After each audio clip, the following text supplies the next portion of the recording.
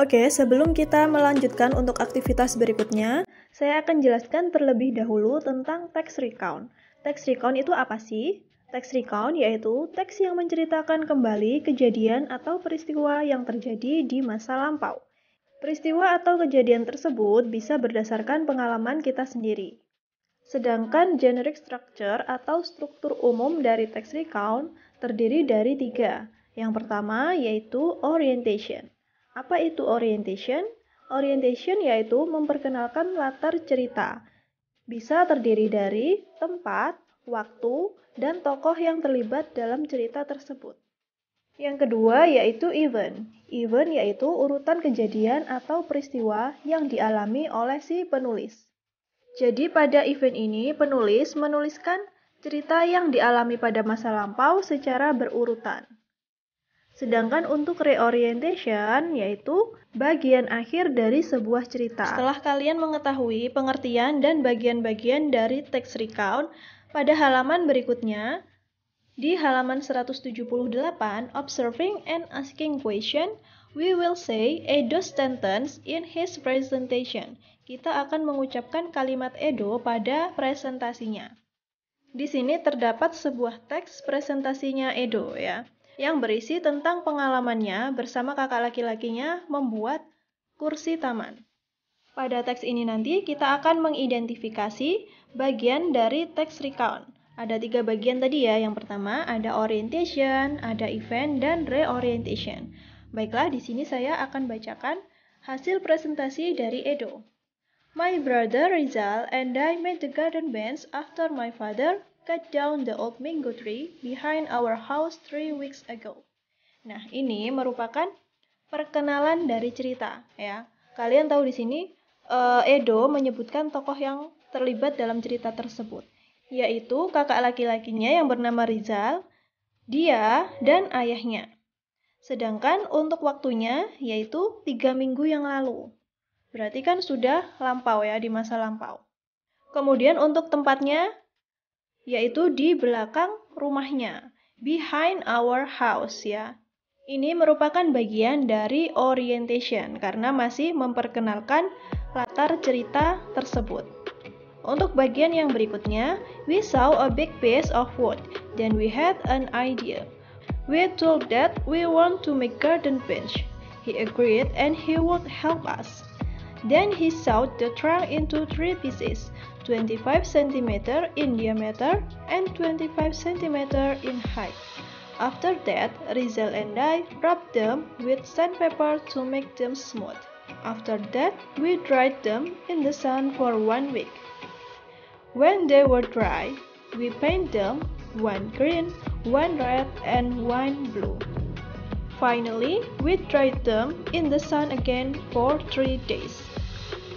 Nah, ini merupakan bagian dari event atau urutan kejadian.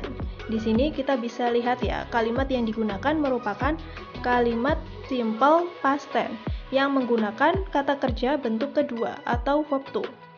Sedangkan untuk kata penghubungnya, kata penghubung waktu, kita bisa temukan di sini kalimat then. Kemudian. Sedangkan untuk yang berikutnya ada kata after that. Setelah itu. Dan pada kalimat terakhir kita bisa temukan finally.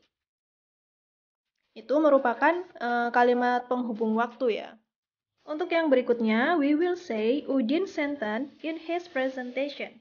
Kita akan membacakan kalimat Udin pada presentasinya. Nah, di sini terdapat sebuah teks, saya akan membacakan teks tersebut. Yes, sir, we won the classroom competition because we worked hard. The principal announced the classroom competition on Monday in the flag ceremony. Nah, ini merupakan bagian dari orientation ya. Karena di sini penulis menyebutkan siapa saja yang terlibat dalam cerita tersebut, yaitu we. We di sini adalah Udin dan teman-temannya ya maksudnya. Kemudian ada kejadian apa di sini? Ada classroom competition, ada lomba kelas. When we were back to the classroom, we realized that many desks and chairs were old and dirty. Some had lost legs. On Saturday, each of us brought something from home, like soap, clothes, a broom, a map, nails, a hammer, a duster, and so on. Then some of us wash the desks and chair. Some furnish them, some fix the legs. Nah, ini merupakan bagian dari event atau urutan kejadiannya. Urutan kejadiannya bagaimana? Urutan yang pertama, ketika mereka kembali ke ruang kelas, mereka melihat bahwa bangku-bangku mereka sudah terlihat kotor dan tua. Banyak yang sudah rusak ya di situ. Kemudian mereka menyetujui untuk memperbaiki bangku-bangku tadi. Mereka bersama-sama membersihkan ruang kelas dengan membawa alat kebersihan masing-masing dari rumah. Now we have brand new desks and chairs. Dan ini merupakan bagian dari reorientation. Sekarang kita mempunyai kursi dan meja baru. Oke, dari semua kegiatan yang telah kita pelajari, kita bisa menyimpulkan pembelajaran kita pada halaman 181 pada lembar reflecting. Di sini, I know that I'm now learning to bla bla bla. Sekarang, kita tahu bahwa kita mempelajari apa kita tadi? Kita telah mempelajari untuk menceritakan pengalaman di masa lampau ya. Kita tuliskan di sini, tell our experience in the past. Menceritakan pengalaman kita di masa lampau. I know the experience consists of. Aku tahu bahwa pengalaman itu terdiri dari apa aja? Nah, terdiri dari orientation, event, dan reorientation. I know that the event and happening have to be presented in bla bla bla. Dan aku tahu bahwa urutan kejadian yang terjadi harus disampaikan. Nah, disampaikan secara apa? Harus kita sampaikan secara berurutan ya. Jadi, in chronological order, secara urut. I know that to tell an experience, you can start with bla bla bla. Aku tahu bahwa untuk menceritakan pengalaman, kamu bisa mulai dengan apa? Dengan menceritakan tentang pengalaman itu tadi ya. What the experience is about. And I know that we use bla bla bla to state the past event or happening.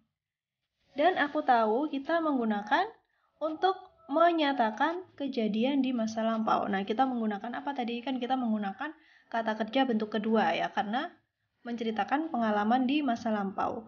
Jadi kita tuliskan di sini, we use past tense.